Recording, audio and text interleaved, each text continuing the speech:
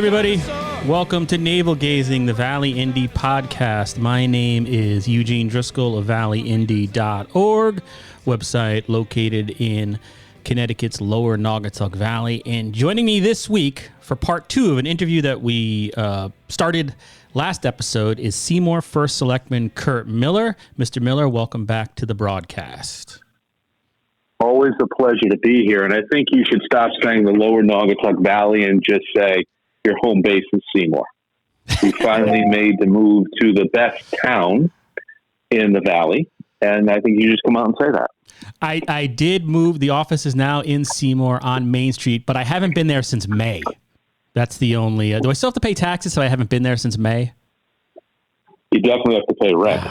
Well, yeah, no, the rent we pay, the rent is paid up. We don't mess around at the Valley Indy. I'm just wondering if I can get some kind of break on my property, personal property, because all my equipment is in a bedroom. But all right, wait, before we begin this, we'll see how these questions go. Yeah. Everybody, that was a joke, okay? That's right.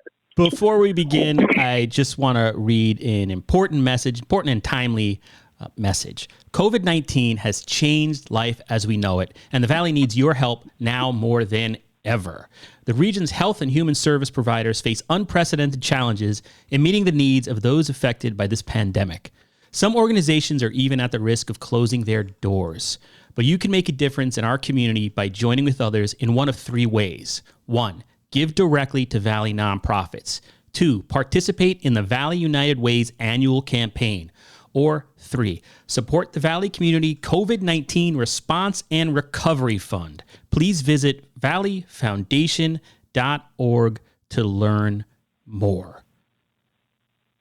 And you should. So, and then, Kurt, before we get into Seymour local news, that's the subject of this podcast. Last week, or whenever people are listening to this, the previous podcast, Mr. Miller was on, and we talked about some sensitive, rather controversial Facebook posts that had been circulating in the town. Oh, excuse me. That was, I've just been struck down. Jeez, you're right. I just had some cardboard pizza before. This might end well, or not end well. All right, good. Now I got some post-production editing to do. So Mr. Miller was on the podcast, the previous episode with me, talking about some rather controversial Facebook posts that had been circulating within the town of Seymour involving public officials. Go back and listen to that episode if you want to hear it. I don't want to rehash the whole thing because it'll take 2 hours. But I just wanted to read, in the interest of fairness, a post that Richard Demko, the chairman of the Seymour Republican Town Committee, left on the Valley Indy Facebook page, where I had posted last episode podcast. Mr. Demko says, since you were curious about the Seymour RTC's position in regards to the profanity-laced Bowen post that resurfaced yet again, and you never even bothered to reach out and ask because you seem to care less about the opinions of the GOP, it's blatantly obvious that you tend to cater to Democrats. Here is the position of the Seymour RTC in regards to the Bowen post you mentioned in your podcast. The Seymour RTC does not play petty politics or run smear campaigns. We don't have to, as we have a proven record of winning landslide elections in our town based around positive and effective policies. We run strong and highly educated candidates. We focus on the issues that directly affect the people of our town, and we take meaningful action on issues that may present. With that said, we also strongly believe in the First Amendment. If one of our members decides to exercise that right against a candidate of the opposing party, or even within our own party, we will not suppress their independent opinions, as long as it is not hateful or hurtful in nature. If the RTC has something to say about a candidate, a policy, or a situation, it will come directly from the RTC. And as a side note, as chairman of the SRTC, I personally believe that our party affiliation has little to no bearing on our town's municipal business after campaign season is over, as we are all elected to do what is best for the people of the town and to conduct ourselves as one governing body to achieve the best possible outcomes for our residents, students, and businesses. Any public official involved in municipal politics that believes otherwise is in it for the wrong reasons. That was from Richard Demko, the chairman of the Seymour Republican Town Committee. And thank you for sharing that, Mr. Demko. All right, so you're a Republican, right? Yeah. Okay, so moving on. I thought we would now talk about some hyperlocal issues in the town of Seymour. One thing I wanted to check in with you, Mr. Miller, is a couple of months back, the Economic Development Commission, a sort of a reinvigorated commission in town looking to bring businesses or trying to figure out ways to bring businesses into Seymour, where you're competing with Waterbury and Shelton and all these other surrounding communities. They had been talking about possibly bringing in Sheila O'Malley, who is the Economic Development Director and grant writer for the city of Ansonia, to do some work for Seymour. And I'm wondering, what is the status of that idea or movement or whatever you want to call it at this point? As of now, it's still status quo. As you know, the board asked me to remove myself from the process at that point, particularly if we're going to be interviewing specific candidates, because I have some direct relationships with some of the people who could be interested in applying. Sheila included in that. So they asked me to kind of take a back seat to that. The process is being run by the deputy first Selectwoman, Anne Marie Dragonis. They're still kind of formulating a plan as to how they want to move forward, how they want to handle this. But something that's come up in the last few weeks. There's been some conversations, and we've talked about this in the past. The three towns, specifically Seymour, Ansonia, and Derby, kind of looking at ways that we could regionalize, things that we could start to do together that make sense, that would have, that would provide improved results to our residents and would provide some financial relief as well. If you look at the city of Shelton, they have a very successful economic development corporation, and I think a lot of that has to do just with the breadth of businesses that they have in Shelton, the development that they've done over the last 25 to 30 years. So one of the things that has actually come up in conversation is, does it make sense to create a Valley Economic Development Corporation?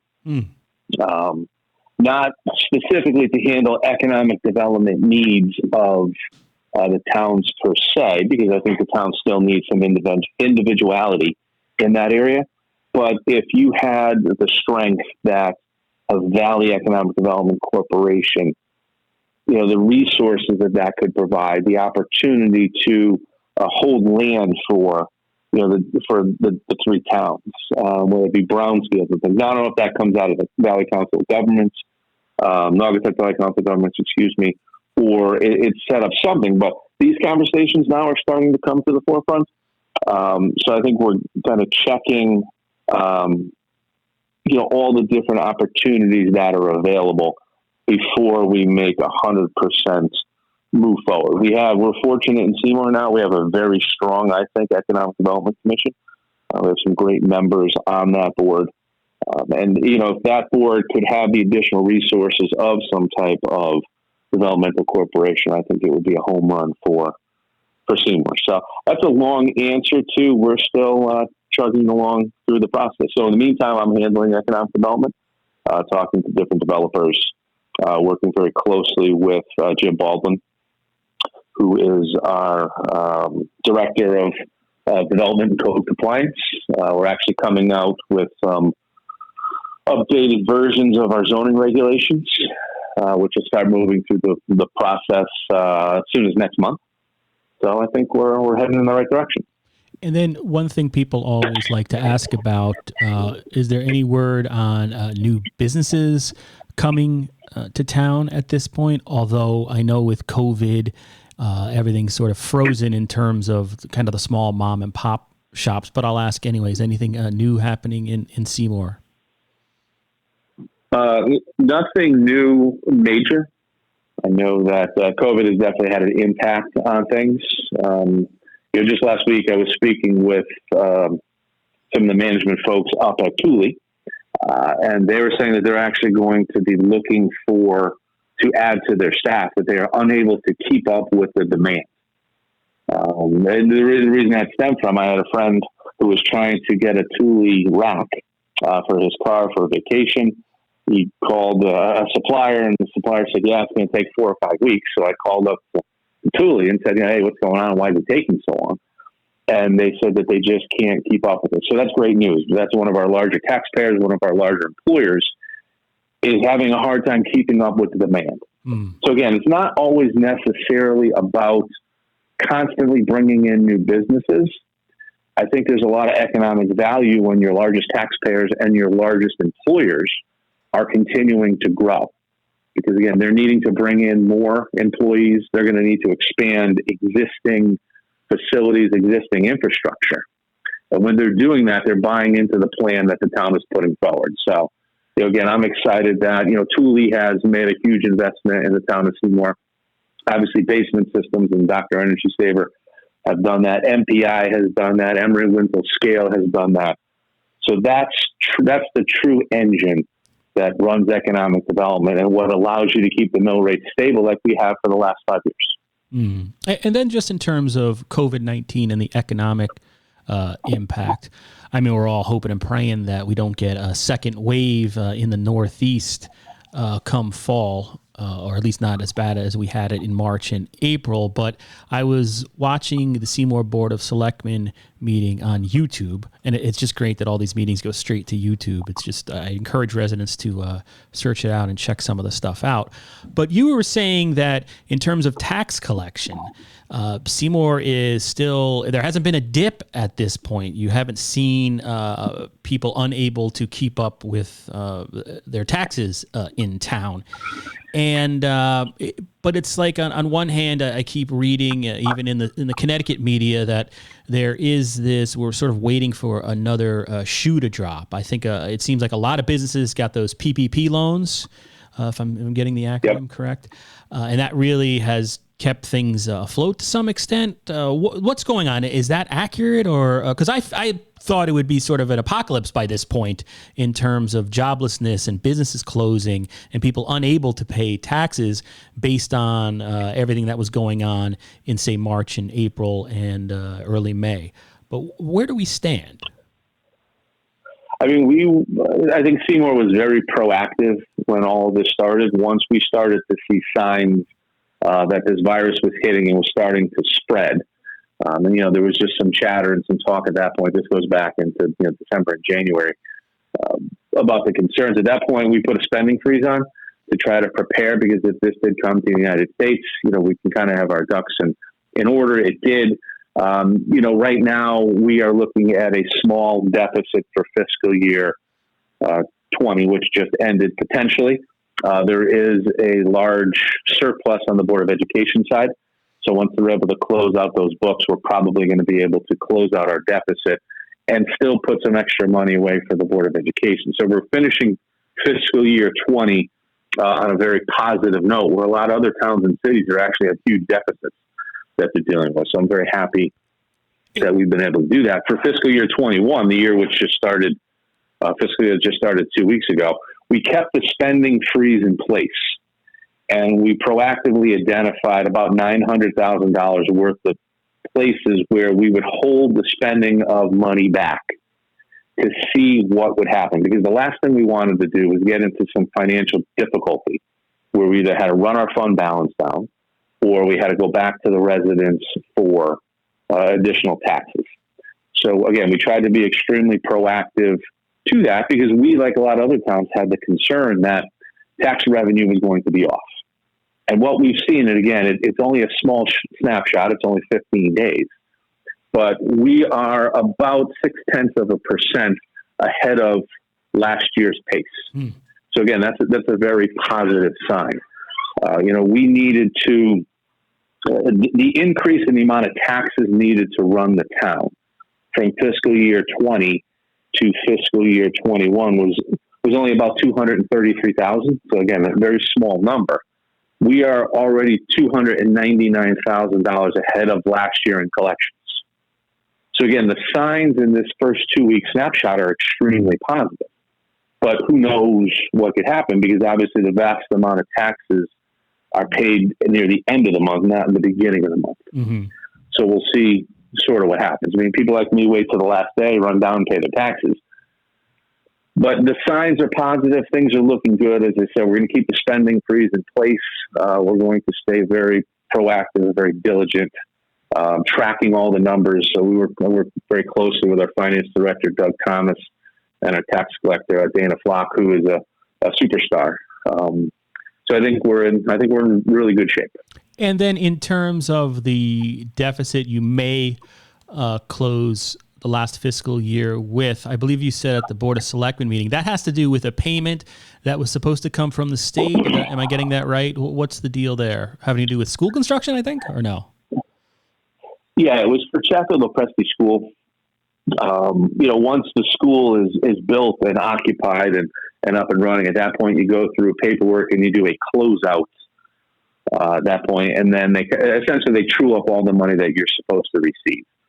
And we had been waiting to have that done. It was in last year's budget, but with the transition when Rick Belden retired from Seymour and moved on, Sherry Holmes, our new business manager, there's so much you can ask a person to do in their first year. While Sherry is very good, very capable, it was just a lot for her to be asked to do. So that money is expected to come in August or September is what we're projecting at this point. So that payment was budgeted for fiscal year 20 as a revenue source of about $300,000.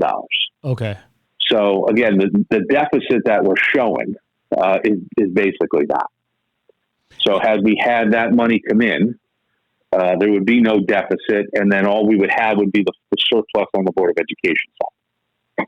Okay, and there's Does that make sense? It does, yeah. And you had mentioned at that meeting also that the Board of Ed might be able to ideally keep about $90,000 to have a little fund balance. That's sort of a new trend we're seeing in Valley schools. Is that correct? Yeah, Sherry has identified. Sherry and Doug obviously Doug Thomas, our finance director, work very closely with one another. Sherry has identified a surplus potential between $290,000 and $440,000 for the Board of Education. Obviously, she can't say 100% until all the payrolls have been run through and everything has been closed out. But certainly, very positive numbers. In conversation with Bill Zwicky, the chairman of the Board of Finance, he absolutely supports that once the deficit is closed, whatever surplus the Board of Education has to be put into this special fund to allow them to offset costs in future years or to make reinvestments into their capital and their infrastructure.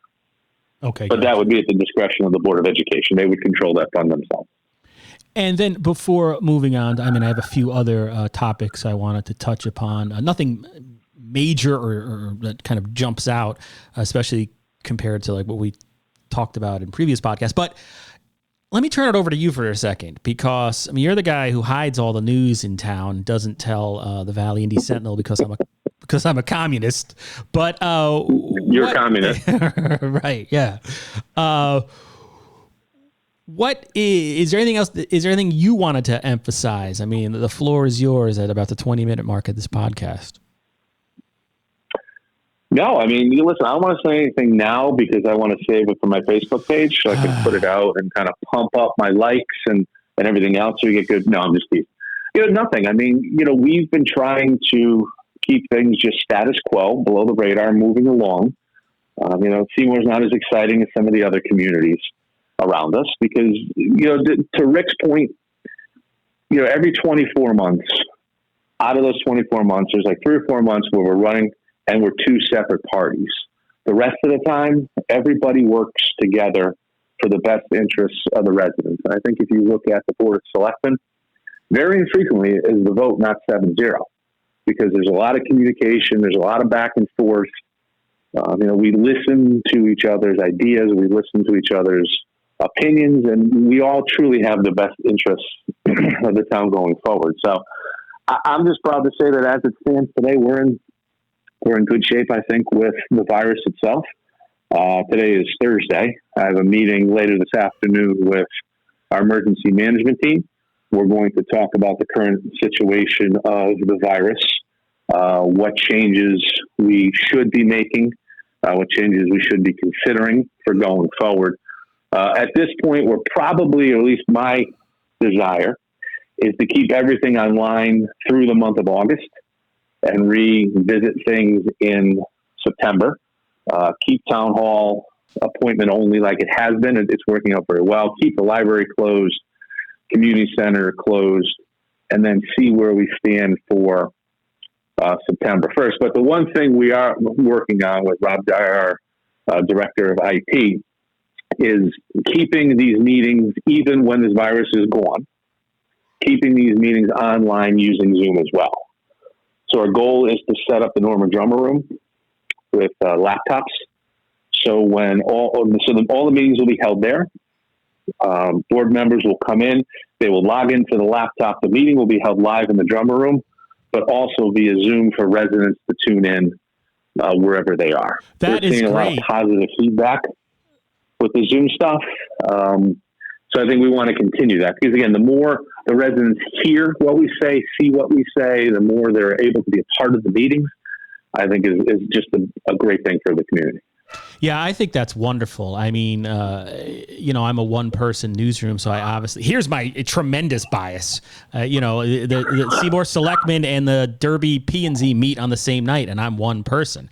But because of Zoom, right, I've been able to, I've got setups here with 2 different laptops and 2 different mixers, and I've been able to record multiple meetings at the same time to try to get more information onto Valley Indy. So I love the Zoom aspect, the fact that these meetings go online. And I was wondering if it was something that will continue, because I think if the public wants to, you got to do a little work. You got to go to a YouTube page or you got to go to Zoom, but you can really keep informed as to what's going on in your town. I got up at 6 this morning. I watched my Seymour Selectman meeting.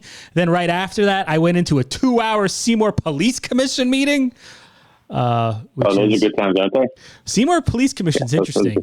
You're doing your kumbaya, we all get along stuff, but the Seymour Police Commission, they get. What I like about it, and I understand these are volunteers, and it's a very important mission. So I'm not belittling, just so people know. But by the end of that 2-hour meeting, it looked like 2 guys are ready to start screaming at each other over Zoom. So you can, that's what you can see. It's really transparent, and I enjoy it. And what about? There's no. Oh well, I'm not going to let that one pass by without comment. Come on. Yeah. Zoom is, So everybody has to get the. Those are long meetings, but how about in terms? We use this. I always had a slogan, and it was on all my signs and everything. Leadership matters, because I think it's extremely important.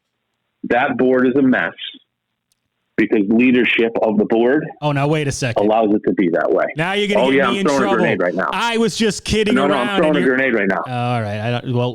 Yeah. Well, if you listen to those meetings, you have board members being yelled at and taunted by members of the audience. And the chairman doesn't say a word to anybody in the audience. That's not how these meetings work. That promotes chaos.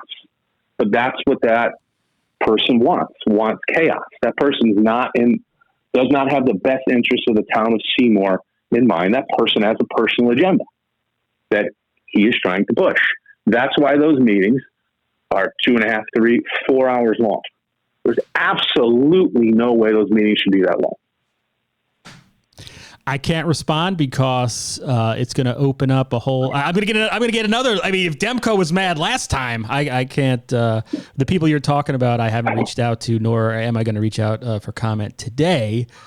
But all right, let's move on. There's nothing I can say about that. I can't add to it. So all right, that's Mr. Miller has just expressed his opinion. Those are my words, expressed directly from me. All right. No one else. I did not expect that. All right. How about the WPCA? Now, this is also, I'm not reaching out to the WPCA for comments. People know this is a conversation about public matters.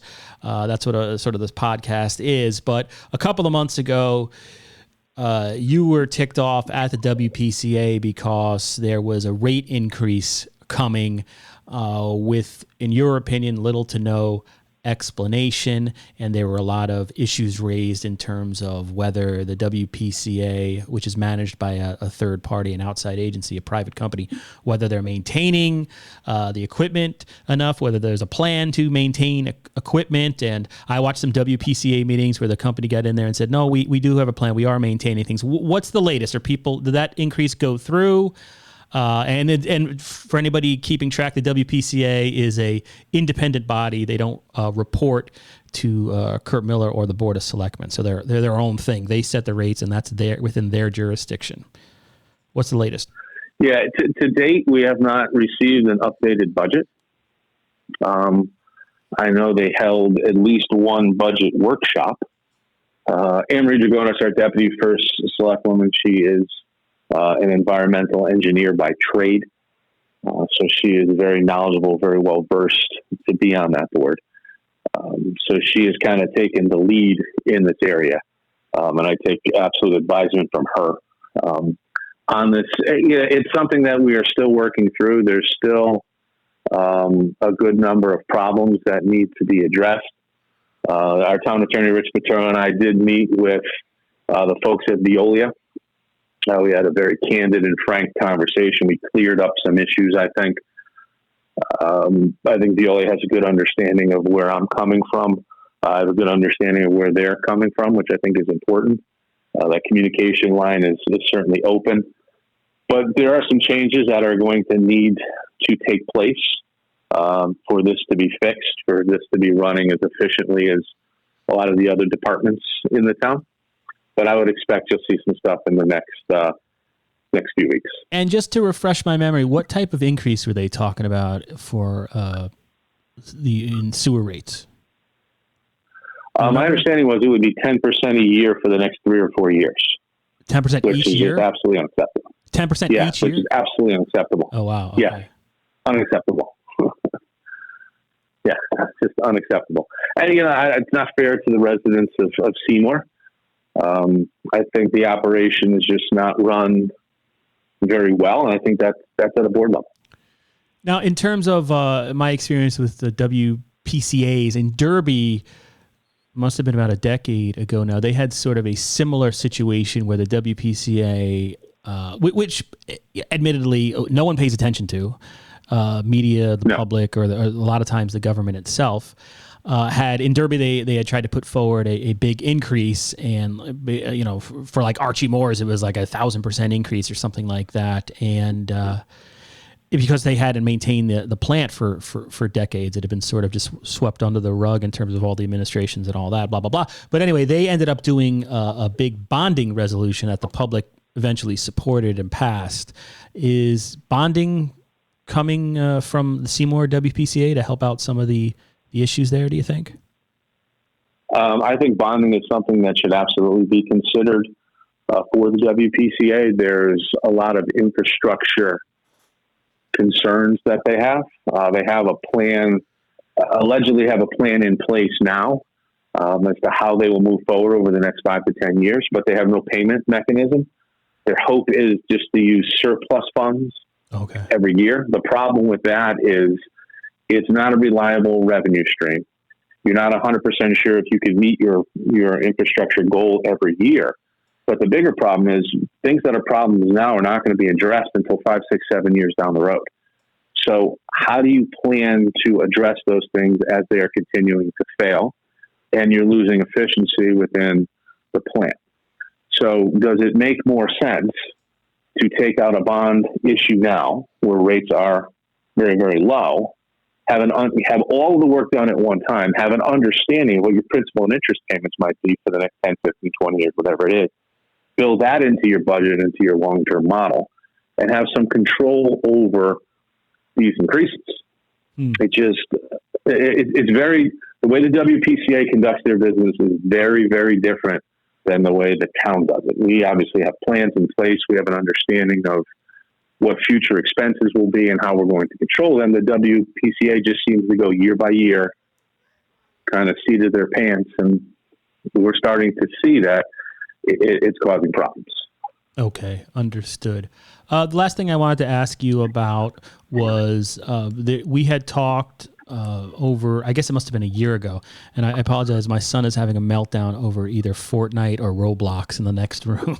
He's I guess he just lost. No, that's okay. He lost a match. He doesn't take losing well. It's it's just rage quit city. But the community center there, where does that? Last I talked to you, I think there was supposed to be a committee or a commission of some kind set up, or where is that? There had been talk about. I mean, Seymour, you've been pushing for a community center as needed in the town. The current community center is like 1,000 years old on Pine Street. What's going on there? It's kind of been put on hold. A committee was formed. Everyone was named to the committee. It's kind of a broad group of people. The issue we have is, we had envisioned the community center back in the fall of what was needed back in the fall. And things 6 months later are extremely different. So until we have an understanding of how we're going to come out of this pandemic, when we're going to come out of this pandemic, what the new normal is going to be, it's very hard for us to determine the proper path forward. I mean, we absolutely need a new community center. There is no question about that. But until we have an understanding, we can't really put any plans in place. I feel like an idiot because I didn't even think of that. Because how do you design a building if you have to continue social distancing? You don't know what the long-term impact is going to be, just in terms of how public spaces will be designed. Is that what you're talking about? Yes. Because, we had talked about, indoor turf fields and multiple basketball courts all kind of together, an indoor track, fitness centers, swimming pools, playgrounds, meeting space, programming space. This kind of all-inclusive building that, on a good day might have, a couple hundred to 1,000 people in it. I don't know if that's a realistic reality going forward until we see how we come out of this. We don't want to build something that's designed to hold all these people and come to find out we can't have any more than 150 people in it at any one time. Then it's a waste of money. We're talking that it might be, upwards of, 12 to 15 million, but is that even necessary at that point? Can we do something in this new world that we live in where 5 million is enough? Is it going to be 20 million because we have to add all this extra space or special air handling units or what have you? So we're in a holding pattern right now until we see kind of what happens or what happens going forward, I should say, and then we'll make a determination at that point. If I was any kind of reporter, I would have led with that topic. I had you going through revenue and how your tax rate and man. And then you go off on the police commission. All right, great. That's interesting. All right. That is definitely a news story. Just the commission, not the police department. Apparently just one,